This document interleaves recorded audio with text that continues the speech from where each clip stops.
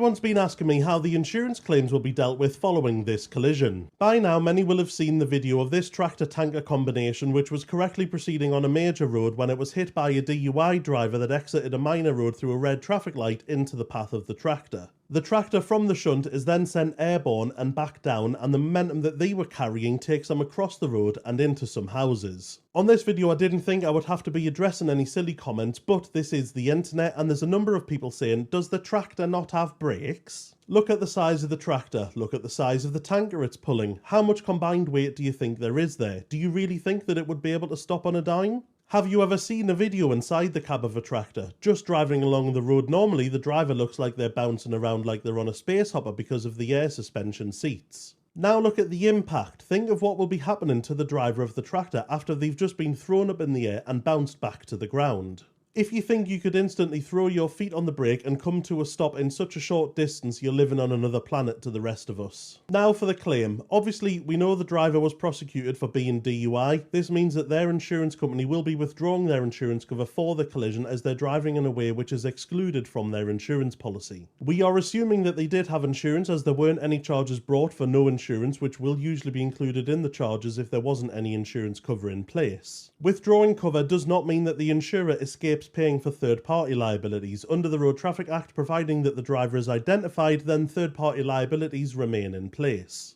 This means the insurer of the car will have to pay out for all of the damages sustained by the tractor-tanker owner, the owners and tenants of the houses that were damaged. If there's any damage to street furniture or post-collision cleanup on public land, then there will also be claims made by the local authority. Once all of the claims are settled, the insurers of the DUI driver will then look to recoup those costs from their driver. Now obviously, given the level of damage here, we're going to be talking about many hundreds of thousands of pounds. The average DUI driver isn't going to have hundreds of thousands of pounds available to pay their insurance company. So their insurance company will do intelligence to see if it's worth issuing court proceedings and obtain a CCJ and enforce that county court judgment by way of an attachment of earnings if the driver is employed, so they can seek reimbursement by way of PAYE deductions. If the driver owns property, then they can also enforce the judgment by way of a charging order on the property and enforce the sale of their house or from the proceeds of any future house sale. Ultimately, the aim is to have the innocent folk sorted out first, and then the clawback of any funds can happen later and can take quite a bit of time. If the DUI driver doesn't have property and doesn't have a job where getting a portion via PAYE is economically worth pursuing,